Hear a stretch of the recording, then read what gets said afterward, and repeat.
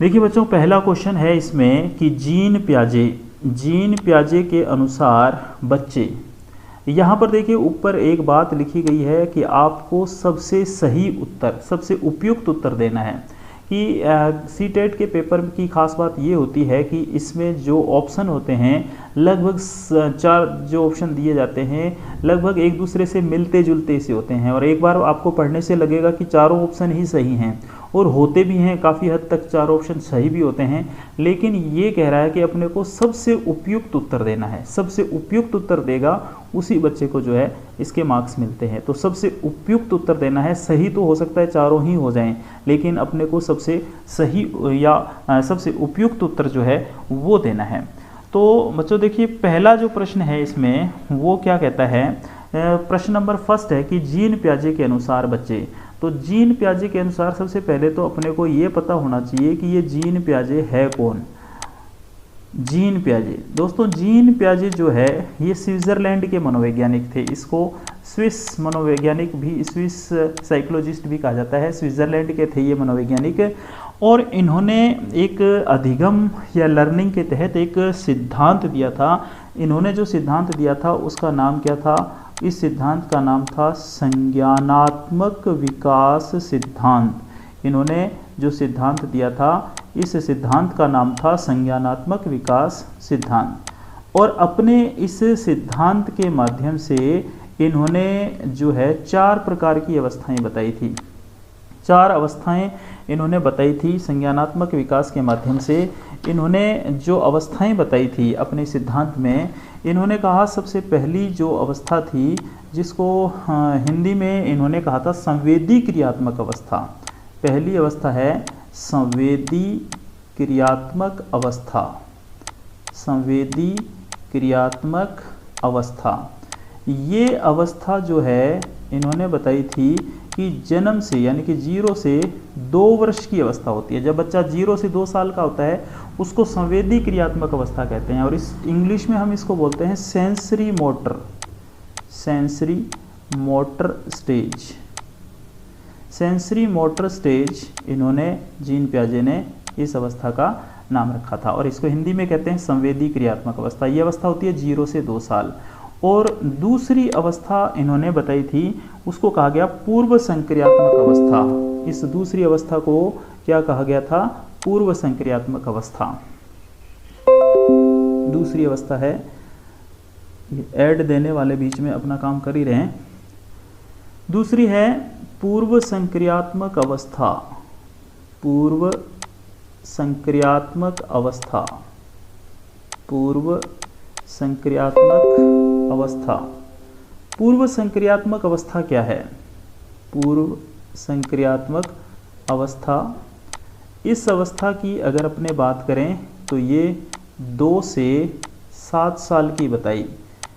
Gene पियाजे ने कहा था कि 2 से 7 साल की जो अवस्था होती है पूर्व संक्रियात्मक अवस्था होती है, और इसको प्री ऑपरेशनल स्टेज भी कहा जाता है। इंग्लिश में इसे प्री ऑपरेशनल स्टेज कहा जाता है। और जो इन्होंने तीसरी अवस्था बताई थी जीन पियाजे ने, इस अवस्था का नाम था मूर्त संक्रियात्मक अवस्था। ये अवस्था है मूर्त संक्रियात्मक अवस्था। और जो मूर्त संक्रियात्मक अवस्था है ये 7 से 11-12 वर्ष की मानी जाती है, और इसको इंग्लिश में हम कहेंगे concrete operational stage. Concrete operational stage. Operational stage, concrete operational stage, मूर्त संक्रियात्मक अवस्था 7 से 11 साल बताई इन्होंने। और जो 4th इन्होंने बताई थी वो थी औपचारिक संक्रियात्मक अवस्था। औपचारिक संक्रियात्मक अवस्था, ये अवस्था 11 वर्ष के बाद, 11 के बाद की अवस्था, 11 या 12 वर्ष की जो बाद की अवस्था है उसको औपचारिक संक्रियात्मक अवस्था कहा जाता है, या इसको फॉर्मल ऑपरेशनल स्टेज भी कहा जाता है। इसको फॉर्मल ऑपरेशनल स्टेज भी कहा जाता है। Formal operational stage. तो जीन प्याजे जो कि स्विट्जरलैंड के मनोवैज्ञानिक थे, उन्होंने संज्ञानात्मक विकास सिद्धांत, ये सिद्धांत इन्होंने दिया था और इस सिद्धांत के अनुसार इन्होंने बताया था कि संवेदी क्रियात्मक अवस्था, जिसको सेंसरी मोटर स्टेज कहा जाता है, ये 0 से 2 साल की होती है और पूर्व संक्रियात्मक अवस्था जो कि 2 से 7 साल की अवस्था होती है, इसको प्री ऑपरेशनल स्टेज कहा जाता है। और तीसरी है मूर्त संक्रियात्मक अवस्था जो कि 7 से 11 साल की होती है, इसको कंक्रीट ऑपरेशनल स्टेज भी कहा जाता है। और औपचारिक संक्रियात्मक अवस्था जो कि 11 वर्ष के बाद की होती है, इसको फॉर्मल ऑपरेशनल स्टेज भी कहा जाता है। ये थे जीन प्याजे और इनका ये परिचय, इनका ये सिद्धांत जो कि इन्होंने लर्निंग यानी कि अधिगम में दिया था। अब आते हैं अपने क्वेश्चन के अंदर कि क्वेश्चन क्या है। जीन प्याजे के अनुसार बच्चे क्या करते हैं, ज्ञान को सक्रिय, इसका आंसर यही है, ज्ञान को सक्रिय रूप से संचित करते हैं। यानी कि जो चिल्ड्रन होते हैं actively construct knowledge as they manipulate and explore the world.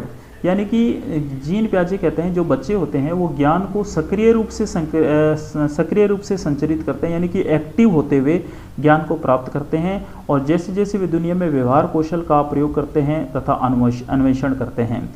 यानी कि जो छोटा बच्चा होता है जो 0 से 2 साल का, फिर 2 से 7 साल का, 7 से 11 साल का, 11 वर्ष के बाद जैसे जैसे अगली अवस्था में चला जाता है, वो दुनिया को देखकर व्यवहार को सीखता है, उनके जैसे स्किल्स को अपनाता है और खोज करता है, एक्सपेरिमेंट करता है और अपने ज्ञान को इसी तरह पक्का कर लेता है। तो इस क्वेश्चन का जो फर्स्ट आंसर है वो सबसे उपयुक्त आंसर है। बाकी आंसर तो ये भी सही है कि प्रेक्षणात्मक अधिगम की प्रक्रिया का अनुसरण करते हुए दूसरों का अवलोकन करके सीखते हैं, लेकिन ये जो बात की गई है ना, ये अल्बर्ट बांडुरा ने अपने एक सिद्धांत में कही थी।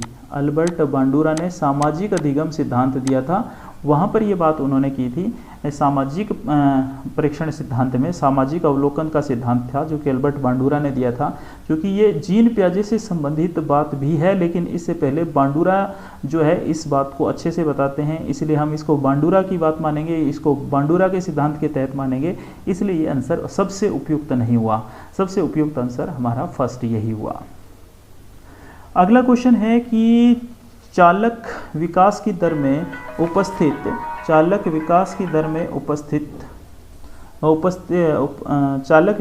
में व्यक्तिगत विविधताएं होती हैं, फिर भी चालक विकास का क्रम से तक होता है। तो ये जो क्रम होता है ये अपरिष्कृत से परिष्कृत तक होता है। यानी कि यहाँ पर हम देखें तो ग्रॉस मोटर डेवलपमेंट से फाइन मोटर डेवलपमेंट तक होता है। यानी कि जो बच्चा होता है उसका जो व्यवहार है वो पहले अपरिष्कृत है, वो चीज़ों को सही ढंग से नहीं करता, तो इसका मतलब अपरिष्कृत है और धीरे धीरे वो उसको सीख लेता है और उसको अपने व्यवहार को परिष्कृत कर लेता है। इसलिए अपरिष्कृत से परिष्कृत, यानी कि जो अशुद्ध था अशुद्ध से शुद्ध की ओर करता है। इसलिए यहाँ पर हमारा आंसर जो है वो तीसरा है। अगला प्रश्न है कि वह अवधि जो वयस्कता के संक्रमण की पहल करती है उसे क्या कहते हैं। उसे दोस्तों किशोरावस्था कहते हैं। वयस्कता की पहल, मैच्योरिटी, जिसको अपने क्या बोलते हैं, मैच्योरिटी या एडल्टहुड जो होता है, उसकी शुरुआत कहाँ से होती है? उसकी शुरुआत किशोरावस्था से होती है। क्योंकि अगर अवस्थाओं की बात करें तो एक जो होती है शेषवावस्था होती है, एक शेषवावस्था होती है और एक बाल्यावस्था होती है, बाल्यावस्था, और एक किशोरावस्था होती है। ये अवस्थाएं होती हैं। तो यहाँ पर कह रहा है कि वयस्कता के संक्रमण की पहल, यानी कि जो व्यक्ति एकदम मैच्योर बनता है तो मैच्योरिटी की जो शुरुआत होती है वो कौन सी अवस्था से होती है? वो किशोरावस्था से होती है। शेषवावस्था ये तो जन्म से 3 साल की अवस्था ही होती है, और जो बाल्यावस्था होती है ये 6 से 12 साल की अवस्था होती है, और 12 साल से 18-19 साल की अवस्था जो होती है वो किशोरावस्था होती है। तो मैच्योरिटी की शुरुआत इसी अवस्था से होती है, किशोरावस्था से होती है। अगले क्वेश्चन की बात करते हैं अपने। अब एक अगला प्रश्न है कि एक बच्चा तर्क प्रस्तुत करता है कि हिंज को दवाई की चोरी नहीं करनी चाहिए। मान लो कोई हिंज व्यक्ति है और वो दवाई की चोरी कर रहा है, और बच्चा उस हिंज के लिए एक तर्क करता है कि वो जो हिंज जो दवाई की चोरी करता है ना, वो दवाई उसकी पत्नी की जान बचाने के लिए जरूरी थी। मान लो कि कोई हिंज व्यक्ति है और उसकी पत्नी बेहद बीमार है और उसको दवाई की ज़रूरत है। अब हिंज जो है वो दवाई की चोरी करता है। चोरी क्यों करता है? क्योंकि उसको अपनी पत्नी को बचाना है। अब जब ये हिंज जो चोरी करता है दवाई की, इसको एक बच्चा देख लेता है चोरी करते हुए, तो छोटा बच्चा जो है वो तर्क करता है कि हिंज को दवाई की चोरी नहीं करनी चाहिए।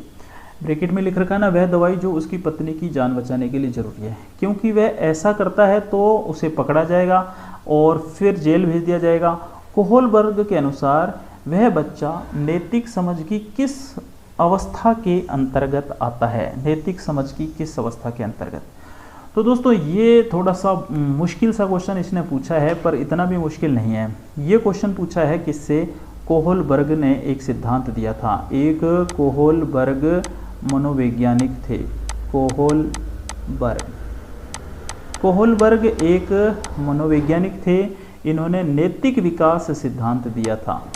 सिद्धांत का नाम है नैतिक, इन्होंने एक सिद्धांत दिया था नैतिक विकास सिद्धांत। नैतिक विकास सिद्धांत। इस नैतिक विकास सिद्धांत में इन्होंने 6 अवस्थाएं बताई थी। कितनी? 6 अवस्थाएं बताई थी इन्होंने। 6 अवस्थाएं बताई थी। कौन कौन सी अवस्थाएं बताई थी? नंबर एक बताई थी इन्होंने आज्ञा और दंड की अवस्था। आज्ञा एवं दंड की अवस्था। आज्ञा और दंड की अवस्था जो होती है, उसके बाद दूसरी अवस्था इन्होंने बताई थी, दूसरी बताई थी अहंकार की अवस्था। अहंकार की अवस्था। इस अहंकार की अवस्था को अदला बदली की अवस्था भी कहते हैं। और ये दोनों अवस्थाएं कब होती हैं बच्चे में? ये होती हैं 4 से 10 साल की अवस्था में। उसके बाद तीसरी अवस्था उन्होंने बताई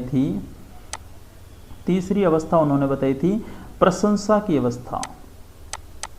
बालक या बालिका प्रशंसा चाहता है, इसमें सबकी शाबाशी चाहता है, प्रशंसा की अवस्था। और जो चौथी अवस्था है वो कौन सी है? वो है यहाँ पर सामाजिक व्यवस्था के प्रति सम्मान। सामाजिक व्यवस्था के प्रति, सामाजिक व्यवस्था के प्रति सम्मान। ये दोनों अवस्थाएं जो होती हैं, ये अवस्थाएं होती हैं 10 से 13 साल, 10 से 13 वर्ष में।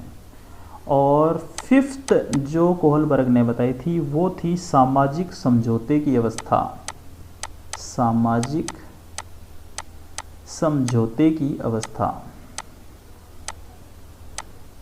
सामाजिक समझौते की अवस्था। और एक 6th नंबर पे इन्होंने बताई थी विवेक की अवस्था। पेशेंस, विवेक मतलब पेशेंस, विवेक की अवस्था। और ये दोनों अवस्थाएं जो हैं ये 13 साल के बाद की अवस्थाएं हैं। तो यहाँ पर हमारा क्वेश्चन वापस हम पढ़ लेते हैं। 4 नंबर क्वेश्चन जो बोल रहा है कि एक बच्चा तर्क प्रस्तुत करता है कि हिंज को दवाई की चोरी नहीं करनी चाहिए। वह दवाई जो उसकी पत्नी की जान बचाने के लिए ज़रूरी है, क्योंकि यदि वह ऐसा करता है तो उसे पकड़ा जाएगा और उसे जेल भेज दिया जाएगा। उसे पकड़ा जाएगा और जेल भेज दिया जाएगा। पकड़ा जाएगा और जेल भेज दिया जाएगा, यानी कि साफ पता चल रहा है यहाँ पर अगर वो हिंज दवाई नहीं लेता तो उसकी पत्नी मर जाती है, इसलिए वो उसकी आज्ञा का पालन भी कर रहा है। और फिर पकड़ा जाएगा और जेल भेज दिया जाएगा, इसका मतलब उसको पनिशमेंट भी मिलेगा। तो यहाँ पर आज्ञा और दंड की बात हो रही है। तो यहाँ पर सही आंसर क्या होगा? आज्ञा और दंड का विन्यास। वैसे कोहलबर्ग ने जो नैतिक विकास सिद्धांत दिया था, ये तो हम सिद्धांत अब इस पेपर सोल्विंग में तो पढ़ नहीं सकते क्योंकि बहुत बड़ा सिद्धांत है। इन सभी अवस्थाओं के बारे में जानना है। इसने 6 अवस्थाएं बताई थी, फिर इन अवस्थाओं को 3 उप अवस्थाओं में बांटा था, फिर उसके बाद में हम विस्तार से पढ़ते हैं। तो हम ज़्यादा तो इस क्लास में नहीं पढ़ पाएंगे, इसलिए अपने सीधा सा थोड़ी सी बात मैंने बता दी जो इस आंसर के पीछे की है कि यहाँ पर आंसर होगा दंड और आज्ञा पालन का अभिविन्यास।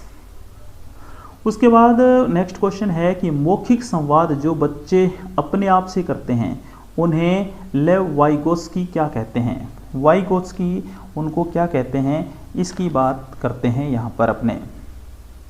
तो ये जो वाइगोत्स्की हैं, वाइगोत्स्की ये मनोवैज्ञानिक जो हैं, इन्होंने एक सिद्धांत दिया था जिसका नाम था सामाजिक सांस्कृतिक विकास सिद्धांत। इन्होंने जो सिद्धांत दिया था उसका नाम था सामाजिक सांस्कृतिक विकास सिद्धांत। सामाजिक सांस्कृतिक विकास सिद्धांत, ये सिद्धांत जो है इन्होंने दिया था। अब यहाँ पर वाइगोत्स्की का ये सिद्धांत बहुत बड़ा है। ये तो कहता है कि वाइगोत्स्की का मानना था कि बालक के संज्ञानात्मक विकास पर सामाजिक कारकों का और भाषा का बहुत ही महत्वपूर्ण प्रभाव पड़ता है, इसलिए इस सिद्धांत को हम सामाजिक सांस्कृतिक सिद्धांत के नाम से भी जानते हैं। लेकिन ये सिद्धांत की बात करें तो सिद्धांत तो काफ़ी बड़ा है। यहाँ पर सिर्फ हम आंसर की बात करें कि मौखिक संवाद जो बच्चे अपने आप से करते हैं उन्हें वाइगोत्स्की क्या कहते हैं, तो उन्हें अहम केंद्रित वार्ता कहते हैं। जो कि बच्चे अपने आप से करते हैं। बच्चे जब किसी कठिनाई में पड़ जाते हैं तो अपने आप से बात करते हैं, किसी समस्या में पड़ते हैं तो अपने आप से बात करते हैं कि यार क्या किया जाए, उसको अहम केंद्रित वार्ता कहते हैं। जैसे कोई मान लो किसी बच्चे का होमवर्क पूरा नहीं है, अब उसकी टर्न आने वाली है, जो टीचर है कॉपी चेक करता आ रहा है, उसकी टर्न आने वाली है, तो ऐसा बच्चा अपने आप से जो है बात करता है कि यार मुझे बचना किस टाइप से है। तो इस टाइप की जो बातचीत अपने आप से करता है उसको अहम केंद्रित वार्ता कहते हैं। अगला क्वेश्चन है दोस्तों कि खिलौने, पहनावे की वस्तुएं, घरेलू सामग्री, व्यवसाय और रंगों को विशिष्ट लिंग के साथ संबंधित करना क्या प्रदर्शित करता है। यानी कि कोई भी खिलौना हो उसको कोई छोटी बच्ची भी पसंद करती है, कोई बच्चा भी पसंद कर सकता है। कोई पर्टिकुलर पहनावा है, जैसे जीन्स है, लड़कियां भी पहनती हैं, लड़के भी पहनते हैं। अब अपने कहते हैं नहीं जीन्स तो लड़कों की है, ये लड़कियां कैसे पहन सकती हैं। इस टाइप से किसी कलर को वो लड़कों के लिए बता देना और किसी को लड़कियों के लिए पर्टिकुलर बता देना, इस टाइप से अगर हम बात करते हैं तो हम किसी विशिष्ट लिंग के साथ संबंध करते हैं उस चीज़ का। अगर ऐसी अपने कोई बात करते हैं तो इसका मतलब ये जेंडर रूढ़िवादिता है। जेंडर रूढ़िवादिता यानी कि किसी भी चीज़ को किसी पर्टिकुलर महिला या पुरुष से जोड़ देना। अपने कहते हैं नहीं भाई ये तो पैंट शर्ट पहनना तो सिर्फ लड़के ही जानते हैं, लड़कों को ही पैंट शर्ट पहनना चाहिए, लड़कियों को नहीं पहनना चाहिए, तो ये जेंडर रूढ़िवादिता कहलाता है। इसलिए किसी भी खिलौने को, पहनावे को, वस्तु को, किसी रंग को किसी पर्टिकुलर जेंडर से जोड़ना जेंडर रूढ़िवादिता कहलाता है। इसलिए यहाँ पर आंसर हुआ जेंडर रूढ़िवादिता। अगला प्रश्न है कि एक प्रारंभिक कक्ष में एक बच्ची अपने साथ जो अनुभव लाती है। क्वेश्चन अच्छा है कि प्रारंभिक कक्षा, मान लो कोई नर्सरी की फर्स्ट सेकंड की कोई बच्ची है, वो कोई अपने साथ कोई एक्सपीरियंस लाती है क्लासरूम के अंदर, उसके घर में कोई घटना घटी है, किसी टाइप का भी उसके साथ कोई एक्सपीरियंस है हुआ है और वो अपने एक्सपीरियंस को शेयर करती है, तो फिर टीचर को क्या करना चाहिए? टीचर को ये करना चाहिए कि उन्हें शामिल कर उनका संचय करना चाहिए, उस एक्सपीरियंस को जो है संचय करना चाहिए, इकट्ठा करना चाहिए और उस बच्ची की बात को ध्यान से सुनना चाहिए और उसके एक्सपीरियंस को स्टडी के अंदर शामिल कर लेना चाहिए। तो ये इसका सही आंसर बनेगा, सबसे उपयुक्त आंसर ये होगा। आगे बात करते हैं क्वेश्चन नंबर 8 की, कि एक शिक्षक को चाहिए, एक शिक्षक को क्या करना चाहिए। 8वें नंबर में देखें तो यहाँ पर आंसर जो है इसका वो है 4th, कि वह संप्रेषित करे, वो संप्रेषित करे कि वह कक्ष में सभी संस्कृतियों का सम्मान करती है और महत्व दे। यानी कि कोई शिक्षक है कि वो क्लास में किसी एक धर्म के पक्षधर नहीं होना चाहिए, किसी भी एक संस्कृति का पक्षधर नहीं होना चाहिए। क्लास में हिंदू, मुस्लिम, सिख, ईसाई सभी धर्मों के बच्चे उपस्थित रहते हैं, तो शिक्षक को किसी एक धर्म का पक्षधर नहीं रहना चाहिए। जैसे कि इधर आंसर देखें इंग्लिश में तो communicate that she respect and values all culture in the classroom, कि शिक्षक को चाहिए कि वो सभी के धर्मों का आदर करे, सभी के धर्मों का रिस्पेक्ट करे और सभी के कल्चर का रिस्पेक्ट करे। किसी पर्टिकुलर एक धर्म का पक्षधर शिक्षक को नहीं होना चाहिए। तो यहाँ पर आंसर नंबर 4 होगा। फिर है निम्नलिखित संरचनाओं में शिक्षा का अधिकार। क्वेश्चन नंबर 9, शिक्षा का अधिकार अधिनियम 9, ये पर्टिकुलर एक पूरा टॉपिक है। शिक्षा का अधिकार अधिनियम 2 RTE, राइट टू एजुकेशन, ये अलग से एक टॉपिक भी होता है, इसको अपने पढ़ेंगे किसी नेक्स्ट क्लास में। फिलहाल अपने यहाँ पर बात करने वाले हैं कि ये जो निम्नलिखित संरचनाओं में शिक्षा का अधिकार, शिक्षा का अधिकार अधिनियम 2009 किसकी वकालत करता है? तो दोस्तों समावेशी शिक्षा की वकालत करता है ये। और ये समावेशी शिक्षा क्या है? समावेशी शिक्षा जो ऐसी एजुकेशन, या हम कह सकते हैं education to all, education to all, education जिसमें सबको समाहित किया जाता है, सबको शामिल करना, ऐसी एजुकेशन जिसमें सबको शामिल करना, उसको समावेशी शिक्षा कहते हैं। इसमें इस चीज़ का भेदभाव नहीं करना चाहिए कि लड़की है या लड़का है, अमीर है या गरीब है। ऐसी सोच को, ऐसी बिना सोच के जो शिक्षा सबको दी जाती है उसको समावेशी शिक्षा कहा जाता है। और अधिकार, शिक्षा का अधिकार अधिनियम 2009 जो है वो इसी बात की वकालत भी करता है। क्वेश्चन नंबर 10, क्वेश्चन नंबर 10 क्या बोलता है? क्वेश्चन नंबर 2 समावेशी 10 जो है समावेशी शिक्षा के संबंध में ही है। यहाँ पर आंसर यही है कि अब इसको आगे रखकर पढ़ो। समावेशी शिक्षा यह विचारधारा है कि सभी बच्चों को एक नियमित विद्यालय अवस्था में समान शिक्षा प्राप्त करने का अधिकार हो। ऊपर वाला क्वेश्चन ही है, सेम वही क्वेश्चन है, थोड़ा सा घुमा के इसने यहाँ पूछ लिया। ये और ये सेम ही क्वेश्चन है, 8वां और 9वां और 10वां सेम क्वेश्चन है, बस थोड़ा सा घुमा लिया इस क्वेश्चन को। तो यहाँ पर भी समावेशी शिक्षा ही इसका आंसर है कि समावेशी शिक्षा यह विचारधारा है कि सभी बच्चों को एक नियमित विद्यालय व्यवस्था में समान शिक्षा प्राप्त करने का अधिकार है। तो स्पष्ट है कि यहाँ से आंसर जो है 1 नंबर होगा। क्वेश्चन 11 की बात करते हैं अब क्वेश्चन नंबर 11। क्वेश्चन नंबर 11 क्या है कि निम्नलिखित में से कौन सा स्तंभ क और स्तंभ ख में, यानी कि कॉलम ए को कॉलम बी से अपने को जोड़ना है। कॉलम, दोनों कॉलम जो हैं और किस कॉलम में कौन सी बात जो है किसके लिए कही गई है, इसको अपने को यहाँ पर देखना है। तो यहाँ पर जो सही आंसर है उसको अपने ढूंढते हैं। तो प्रतिभाशाली जो बालक होते हैं उसका मतलब ये है कि शीघ्रता से और स्वतंत्र रूप से सीखने की योग्यता होती है प्रतिभाशाली बालक में।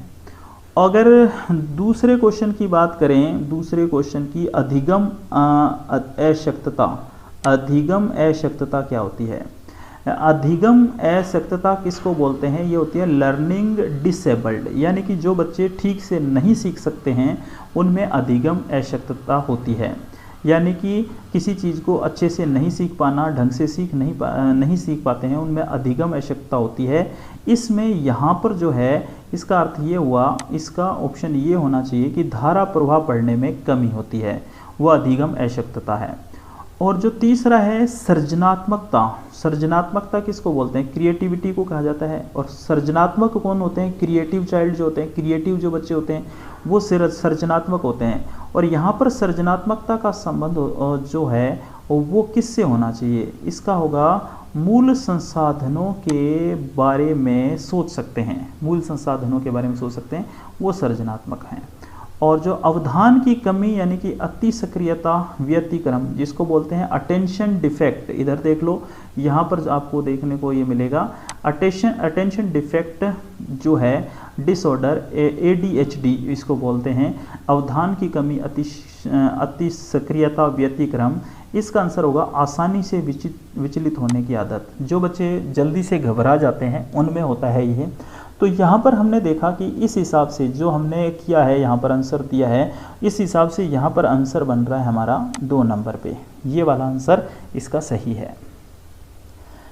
और यहाँ पर जो एक चीज़ आई है कि अधिगम अशक्तता, ये कई टाइप के रोग होते हैं। अधिगम अशक्तता एक टाइप से बीमारियाँ ही हैं ये, जिसमें लिखने से जो संबंधित समस्या होती है उसको डिस्ग्राफिया कहते हैं। उसको क्या कहा जाता है? डिस्ग्राफिया। और ये डिस्ग्राफिया जो बच्चे ठीक से नहीं लिख पाते हैं वो उनसे संबंधित होता है।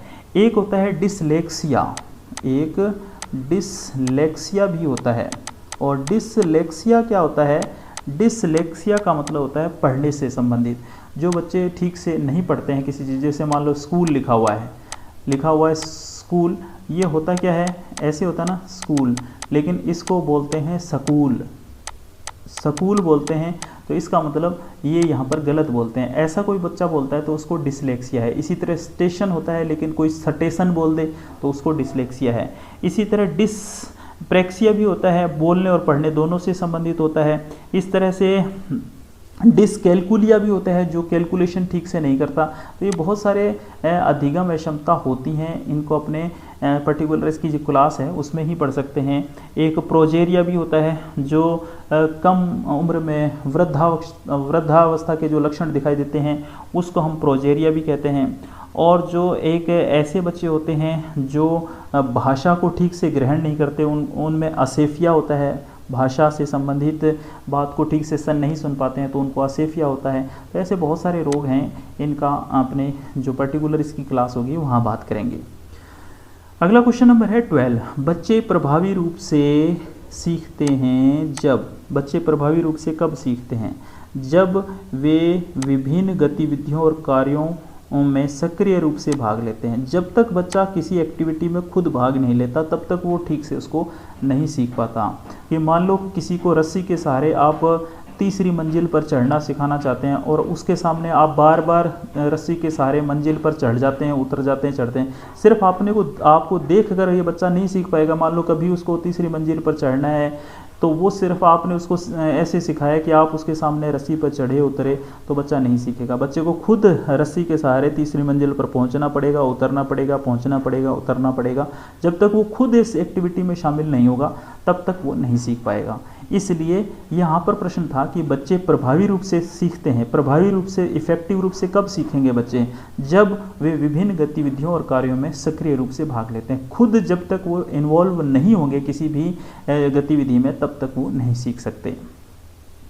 अगला प्रश्न है कि बच्चों को कक्षा में प्रश्न पूछने से रोकना चाहिए, पूछने की अनुमति नहीं देनी चाहिए, पूछने के लिए हतोत्साहित करना चाहिए या पूछने के लिए प्रेरित करना चाहिए। तो ये तो सिंपल सा क्वेश्चन है कि बच्चों को कक्षा में प्रश्न पूछने के लिए प्रेरित करना चाहिए, इनकरेज करना चाहिए बच्चों को प्रश्न पूछने के लिए। और लेकिन वर्तमान शिक्षा प्रणाली में होता क्या है कि जो बच्चा ज़्यादा प्रश्न पूछता है तो टीचर उसको जो है उससे चिढ़ने लगता है। तो ये एक अच्छे शिक्षक की विशेषता नहीं है। जो बच्चा ज़्यादा प्रश्न पूछता है वो फेवरेट स्टूडेंट होना चाहिए। मेरे तो भाई वही फेवरेट स्टूडेंट होते हैं जो मेरे से ज़्यादा प्रश्न पूछते हैं, क्योंकि जो ज़्यादा प्रश्न पूछेगा तो शिक्षक को ज़्यादा पढ़ेगा और ज़्यादा पढ़ेगा तो शिक्षक विद्वानों का भी विद्वान बनेगा। तो शिक्षक को विद्वान बनाने का काम बच्चे ही करते हैं। इसलिए जो बच्चे ज़्यादा प्रश्न पूछें वो टीचर के फेवरेट होने चाहिए और बच्चों को प्रश्न पूछने के लिए प्रेरित करना चाहिए, इनकरेज करना चाहिए। ये काम किसका होता है? ये काम शिक्षक का होता है। अगला प्रश्न है 14वां कि निम्नलिखित में से कौन सी एक मुख्य प्रक्रिया नहीं है? याद रखना नहीं है, इस टाइप के प्रश्न ज़्यादा पूछे जाते हैं। निम्नलिखित में से कौन सी एक मुख्य प्रक्रिया नहीं है जिसके द्वारा सार्थक अधिगम घटित होता है? जिसके द्वारा सार्थक अधिगम घटित होता है, यहाँ पर ये प्रश्न है आपकी बार। अब इस प्रश्न का उत्तर क्या है? 14th क्वेश्चन का आंसर आप देखिए फटाफट से, क्या आंसर हो सकता है इसका, फिर मैं बताता हूँ।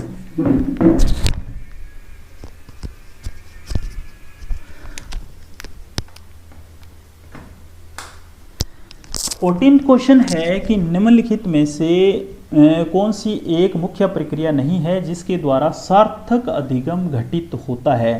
तो यहाँ पर स्पष्ट है कि कंठस्थीकरण और स्मरण, कंठस्थीकरण और स्मरण जो है यहाँ पर इसका ये आंसर है। कंठस्थीकरण का मतलब किसी चीज़ को रटना और याद करना, रटना जो है वो गलत होता है, इसलिए यहाँ पर आंसर 14 होगा। नेक्स्ट क्वेश्चन है कि जब शिक्षक को विद्यार्थियों और उनकी योग्यताओं के बारे में सकारात्मक विश्वास होता है तब विद्यार्थी क्या होगा? सीखने के लिए उत्सुक और प्रेरित होते हैं। तब विद्यार्थी सीखने के लिए उत्सुक और प्रेरित होते हैं। यहाँ आंसर फर्स्ट है। प्रश्न क्या था? बहुत ही आसान प्रश्न है, इसको समझाने की आवश्यकता है नहीं, मुझे नहीं लगता कि समझाने की कोई आवश्यकता है। कि जब शिक्षक को विद्यार्थियों और उनकी योग्यताओं के बारे में सकारात्मक विश्वास होता है तब विद्यार्थी सीखने के लिए उत्सुक और प्रेरित होते हैं। यानी कि जिन शिक्षकों को पढ़ाने के दौरान पता लग जाता है कि मेरी बात किसको समझ में आई, किसको नहीं समझ में आई, जब शिक्षक को ये पता लगने लग जाता है तब ऐसे बच्चे जो हैं वो सीखने के लिए उत्सुक भी होते हैं और प्रेरित भी होते हैं, मोटिवेट भी होते हैं और ईगर भी होते हैं। Question number 16। क्वेश्चन नंबर 16 है कि बच्चों की गलतियाँ अधिगम का एक भाग हैं। लर्निंग जो प्रोसेस होती है उसका एक पार्ट है। गलतियां तो लर्निंग प्रोसेस का, लर्निंग का एक पार्ट है। जब आप कुछ सीखोगे तो गलतियां भी करोगे, जब सीखोगे ही नहीं तो गलतियां भी नहीं करोगे। इसलिए अधिगम का एक भाग है गलतियां, तथा उनके विचारों में एक अंतर्दृष्टि देती है। अंतर्दृष्टि का मतलब दूरदृष्टि, यानी कि उनकी इंटेलिजेंस को बढ़ाती है। तो बच्चों की गलतियां जो हैं अधिगम का एक भाग हैं, तथा उनके विचारों में एक अंतर्दृष्टि होती हैं। यहाँ पर बात करें तो are a part of learning and give an insight into their thinking. जो इंसाइट होती है, जिसको अंतर्दृष्टि कहते हैं, जो कि उम्र के साथ साथ बढ़ती जाती है। समझदारी के स्तर को भी अंतर्दृष्टि या इंसाइट कहा जाता है। तो जब कोई बच्चा लर्निंग करेगा तो उसके दौरान उससे गलतियां होना लाजमी है, अधिगम का एक भाग होती हैं गलतियां। इसलिए यहाँ 16 में हमारा आंसर होगा 3 नंबर। अब आता है मूल्यांकन, असेसमेंट। असेसमेंट को यानी कि मूल्यांकन को यहाँ पर 4 ऑप्शन दे दिए कि क्या कहा जाए। शिक्षण अधिगम प्रक्रिया का एक भाग होना चाहिए। शिक्षण अधिगम प्रक्रिया का एक भाग होना चाहिए। आंसर यहाँ पर क्या है, should be a part of teaching learning process. Teaching learning process का एक पार्ट होता है असेसमेंट। और यहाँ पर सीधा सा सिंपल सा प्रश्न पूछा हुआ है, तो सीधा सा आंसर यही है इसका कि शिक्षण अधिगम प्रक्रिया का एक भाग होना चाहिए मूल्यांकन को। ऐसा नहीं ये आपने पढ़ाया कुछ और है, बच्चों ने पढ़ा कुछ और है और असेसमेंट के रूप में कुछ और दिया जा रहा है, तो ये गलत हो जाएगा। शिक्षण अधिगम प्रक्रिया का एक भाग होना चाहिए किसको, मूल्यांकन को। यानी कि मूल्यांकन उसी चीज़ का किया जाए जो टीचर ने पढ़ाया और बच्चों ने जो पढ़ाया है उसी का। तो यहाँ पर आंसर होगा सेकंड। क्वेश्चन नंबर 8 की बात करते हैं, 18 की। संरचनात्मक दृष्टिकोण के अनुसार अधिगम है, अधिगम का मतलब लर्निंग, लर्निंग है। क्या है आंसर यहाँ पर, एक सक्रिय और सामाजिक प्रक्रिया है।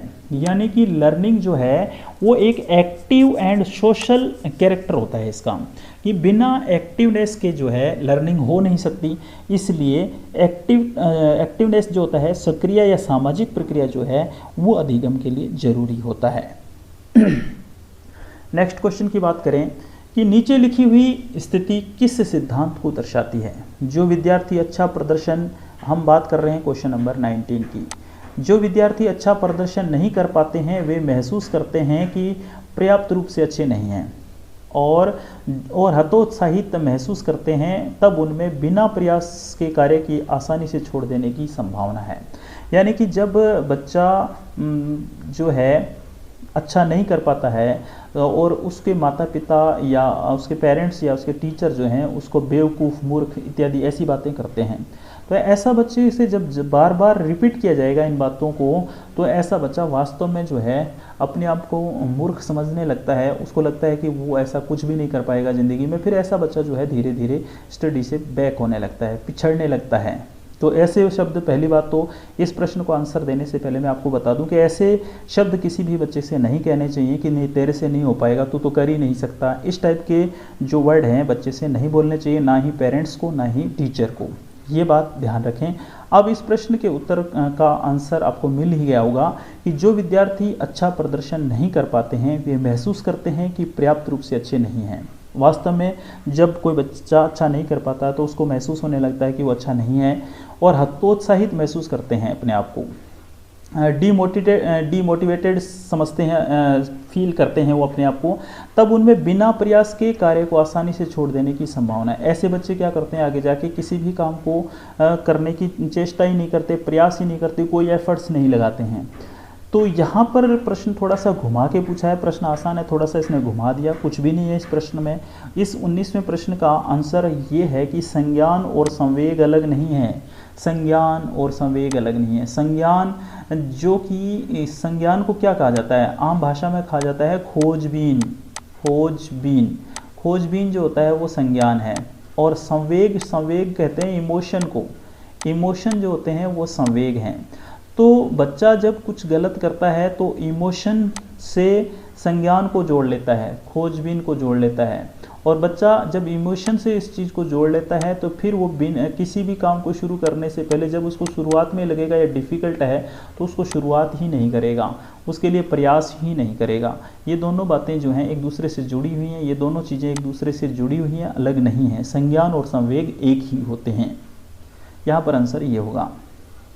क्वेश्चन नंबर 20, एक शिक्षक बच्चों को प्रभावी रूप से समस्या का समाधान करने में सक्षम बनाने के लिए किस तरह से प्रोत्साहित कर सकती है, कि किसी भी बच्चे को जो है आप प्रोत्साहित कैसे कर सकते हैं। इस 20वें प्रश्न को देखें तो यहाँ पर आंसर नंबर हमारा 4 है कि बच्चों को समस्या के बारे में सहजानुभूत अनुमान लगाने और बहु विकल्पों को देखने के लिए प्रोत्साहित करना चाहिए। जब बच्चा किसी समस्या में पड़ता है तो बच्चे को उस समस्या को खुद ही सॉल्व करने के लिए मोटिवेट करना चाहिए, और जब वो किसी एक तरीके से असफल हो जाता है तो बच्चे को दूसरा तरीका आजमाने के लिए बोल देना चाहिए। दूसरे से फेल होता है तो तीसरा तरीका, यानी कि उसको बार बार तरीके बदलते रहने की आवश्यकता बताते रहनी चाहिए, और ये काम शिक्षक का होता है। तो यहाँ पर आंसर नंबर होगा 4। वे विधियां जिनके प्रयोग में विद्यार्थियों की स्व पहल व प्रयास शामिल हैं, निम्न में से किसका उदाहरण है। तो यहाँ पर भी आंसर स्पष्ट है। यहाँ पर है अधिगम कर्ता केंद्रित विधि। अधिगम कर्ता कौन होता है, लर्नर। लर्नर यानी कि सीखने वाला, तो लर्नर सेंटर्ड मेथड जो होता है वो उपयोगी होता है यहाँ पर।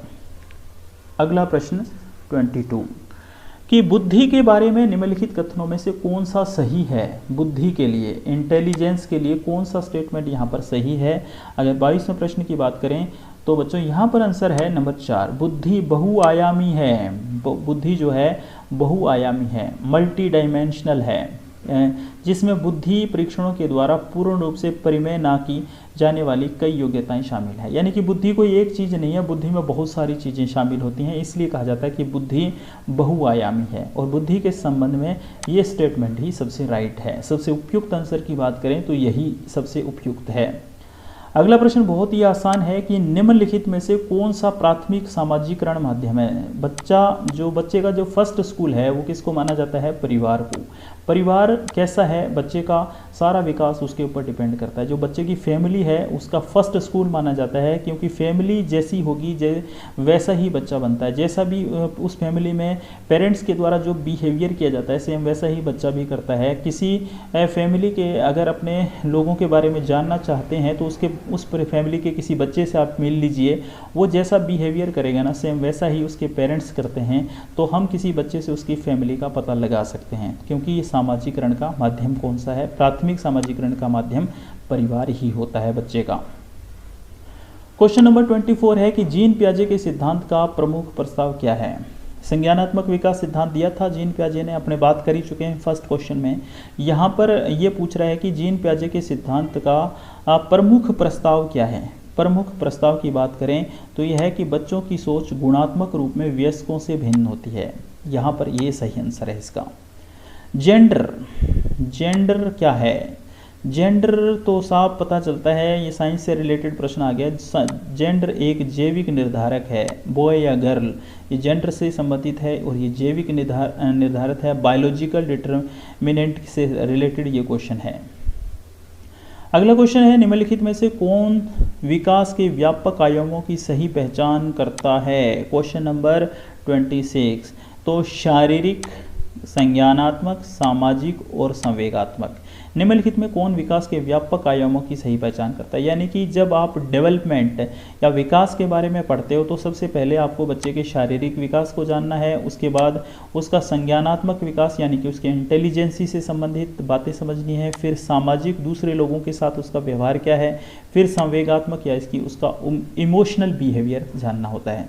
तो जब भी किसी बच्चे के डेवलपमेंट यानी कि विकास के बारे में हम जानते हैं तो सबसे पहले हम उसकी शारीरिक संरचना के बारे में, फिर उसका संज्ञानात्मक विकास जानते हैं और फिर हम सामाजिक विकास जानते हैं, फिर संवेगात्मक विकास जानते हैं। तो यहाँ पर आंसर हमारा 26 का फर्स्ट बनेगा। अगले 3-4 लास्ट क्वेश्चन आ गए हैं। ये 30 क्वेश्चन आते हैं सीडीपी के, चाइल्ड डेवलपमेंट के, बाल विकास के, मनोविज्ञान के 30 ही क्वेश्चन आते हैं। तो ये लास्ट 4 क्वेश्चन देखिए कि 27वां नंबर क्वेश्चन है कि बच्चों और उनके अधिगम के संदर्भ में निम्नलिखित में से कौन सा सही है। कोई भी चाइल्ड और लर्निंग, उन दोनों के बीच में अगर कोरिलेशन किया जाए तो कौन सी बात सही है, इसकी बात अपने करने वाले हैं इस क्वेश्चन में। तो यहाँ पर आंसर नंबर 4 है कि बच्चों को अधिगम हेतु प्रेरित करने के लिए उन्हें पुरस्कृत और दंडित करना होता है। कि अगर कोई बच्चा ठीक से नहीं सीख रहा है तो उसको पनिशमेंट भी देना चाहिए, और कोई बच्चा बहुत अच्छा करता है तो उसको पुरस्कृत करना चाहिए, उसको जो है पुरस्कार देना चाहिए। एक थॉर्नडाइक मनोवैज्ञानिक थे, उन्होंने ये कहा था कि अगर बच्चा अच्छा व्यवहार करता है तो उसको पुरस्कृत किया जाए, उसको पुरस्कार दिया जाए, और बुरा व्यवहार करता है तो उसको दंडित किया जाए।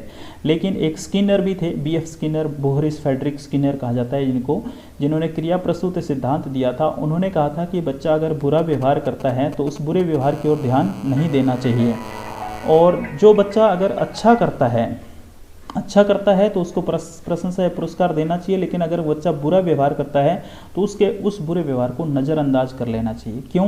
क्योंकि अगर आप उसको दंडित करोगे, अगर आप उस बच्चे को बुरे व्यवहार पर पनिशमेंट दोगे तो बच्चा बार बार बुरा व्यवहार करेगा, और आप उसको पनिशमेंट देते रहे तो वो बच्चा ढीठ बन जाएगा। एक समय ऐसा आएगा आपके दंड का उस पर कोई प्रभाव नहीं पड़ेगा। इसलिए स्किनर कुछ और कहता है, जबकि यहाँ पर जो आंसर है वो थॉर्नडाइक से रिलेटेड है। थॉर्नडाइक ने कहा था कि बच्चा अगर गलत व्यवहार करे तो उसको दंडित किया जाए, बच्चा अच्छा व्यवहार करे तो उसको पुरस्कृत किया जाना चाहिए।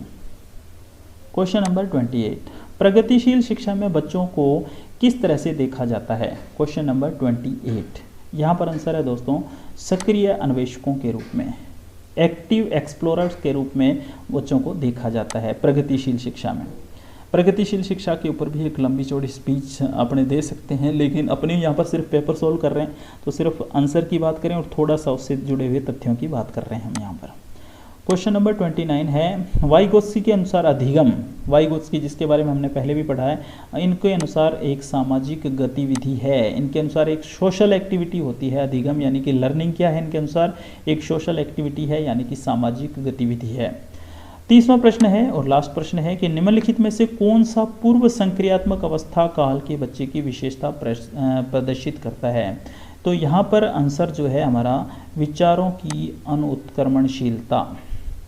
पूर्व संक्रियात्मक अवस्था की अनुत्क्रमणशीलता का मतलब रिवर्स सोच जो है वो बच्चे के अंदर नहीं होती है। यहाँ पर वस्तु स्थायित्व का जो है अभाव पाया जाता है, उस बात को यहाँ पर आंसर के रूप में दिया गया है कि जीन पियाजे जिन्होंने 4 प्रकार की अवस्थाएं बताई थी, यहाँ पर प्रश्न है पूर्व संक्रियात्मक अवस्था। पूर्व संक्रियात्मक अवस्था यानी कि प्री ऑपरेशनल स्टेज की बात कर रहा है यहाँ पर, कि प्री ऑपरेशनल स्टेज में बच्चे में जो है कौन सी विशेषता दिखाई देती है? तो यहाँ पर विचारों की अनुत्क्रमणशीलता होती है, यानी कि एक बात के 2 पहलुओं के बारे में वो नहीं सोच सकता है, पलटकर किसी दूसरी बात के बारे में नहीं सोच सकता है, यानी कि किसी चीज़ के उसको फ़ायदे पता हैं तो उसके लॉस क्या होगा ये पता नहीं है, तो इस चीज़ की उसके अंदर कमी होती है। तो ये सीटेट में आने वाले 3 प्रश्न है। ये पेपर था 2019 जुलाई का सीटेट का प्रश्न। इसमें हमने CDP यानी कि चाइल्ड डेवलपमेंट के जो क्वेश्चन हैं उनको सॉल्व किया है।